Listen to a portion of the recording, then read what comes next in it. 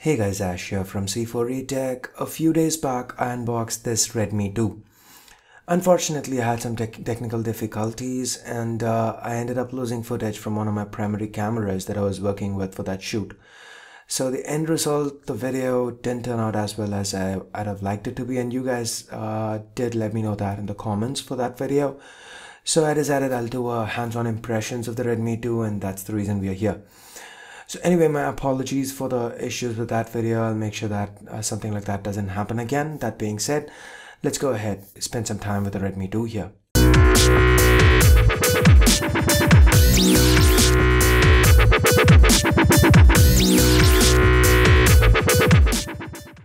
So guys, this is the Redmi 2. It's currently running on Android 4.4 Kitkat with Xiaomi's custom MIUI V6 on top. So it's powered by the Snapdragon 410 64-bit capable chip.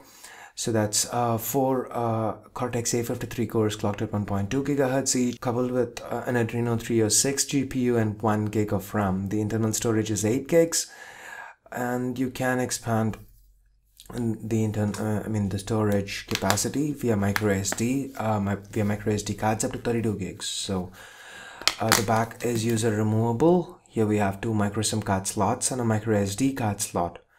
The battery has also been increased the capacity. It's 2200 mAh now. The rear camera is still 8 megapixel. Here's the speaker, the LED flash, and to the front we now have a 2 megapixel front facing camera. So as far as the build of this device goes, I've been using this as my primary device for the last 2-3 days. And as far as the build goes, I really like it. Xiaomi's done a good job at shrinking down the bezels from the Redmi 1S so that the phone actually looks better now. It looks a little bit more premium than the Redmi 1S. And the form factor is also pretty good. It still retains the same 4.7-inch display. It's an IPS 720p display, so the pixel density is 312 pixels per inch. But the dimensions have been reduced greatly. So it fits in the hand well, feels good. The matte plastic back that's used this time around is also a welcome addition. It's a welcome change from the glossy plastic back. But one thing worth noting here is that this tends to get a little dirty. So if you can see, I don't know whether it'll be visible here, but it's just been 3 days, but there's a little bit of discoloration in the area surrounding the camera.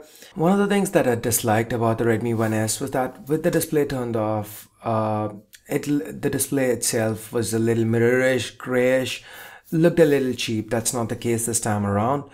But another thing actually that I feel Xiaomi could have fixed here is the backlit capacitive keys. The Redmi 1S didn't have them, and the Redmi 2 doesn't have backlit keys either. So I feel that's a minor con there. But barring that, the performance seems okay.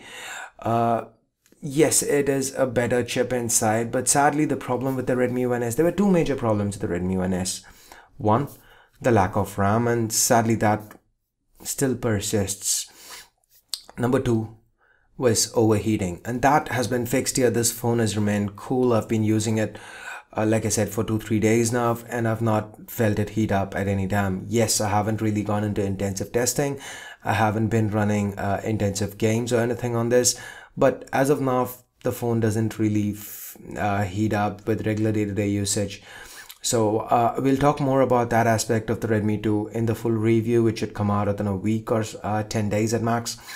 So anyway, the issues that I've been facing with this phone, again, initial impressions, I feel that the lack of RAM is hurting it.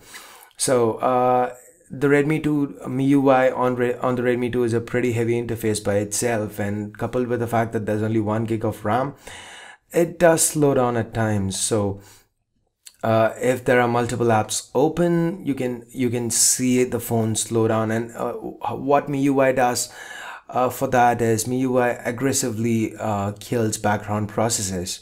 So sometimes there are widgets that don't respond, widgets that are connected to apps that don't respond until you go in and open the app yourself. Or at other times we have something like say WhatsApp messages that I haven't received till I open the app. But then again, It is also worth pointing out that Xiaomi has, there are rumors of Xiaomi coming out with another Redmi 2, one with 16 gigs of internal storage and 2 gigs of RAM on the inside. But as of now, the phone does feel moderately responsive. I wouldn't say it's the fastest phone. It does slow down from time to time if there are a lot of apps open in the background, and the constant issues, like say for example going back to the browser to just have your web page refresh for you just because it's been throttled in the, it's been, the process has been ended in the background, and these issues that we've seen with the Redmi 1S, they do return here. But barring that, it's pretty much what you'd expect from a Xiaomi device. From MIUI, a functional camera app, MIUI apps, the theme store, it's all there.